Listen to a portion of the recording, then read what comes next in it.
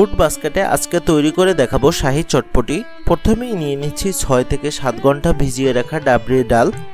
এবার ডাল ও আলুগুলোকে সেদ্ধ করতে দিয়ে কেটে নিব শসা, পেঁয়াজ ও কাঁচামরিচ ও লেবুর খোসা কুচি। এবার ডালে বলক চলে আসলে দিয়ে দিচ্ছি ফুড কালার। এবার ডালটাকে নিবু জালে রেখে তৈরি করে নিচ্ছি চটপটির মশলা। প্রথমে একটি প্যানে দিয়ে দিচ্ছি 5-6টির মতো শুকনো ঝাল, সাথে অ্যাড করছি 2টো দারচিনি ও 4-5টি এলাচ ও লবঙ্গ।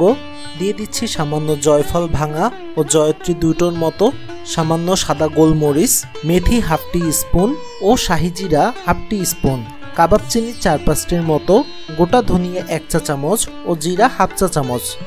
এবার এগুলোকে ভালোভাবে টেলে নিতে হবে। এবার মশলাটাকে গুঁড়ো করে নিচ্ছি। আমার চটপটি অলরেডি ডান। এবার চটপটির আলুগুলোকে কুচি করে কেটে নিয়ে মিশিয়ে দিচ্ছি চটপটির ডালের সাথে। এবার চটপটি সার্ভ করে দেখাচ্ছি। প্রথমে ডাল নিয়ে এক এক করে দিয়ে দিচ্ছি লবণ, বিট লবণ ও তৈরি মশলা, এবং দিয়ে দিচ্ছি কুচি করে কেটে রাখা পেঁয়াজ, শসা ও কাঁচামরিচ, এবং টক স্বাদের জন্য দিয়ে দিচ্ছি তেঁতুলের পালস। সবশেষে দিয়ে দিচ্ছি সেদ্ধ ডিম কুচি ও ফুচকা। সো তৈরি হয়ে গেল শাহী চটপটি।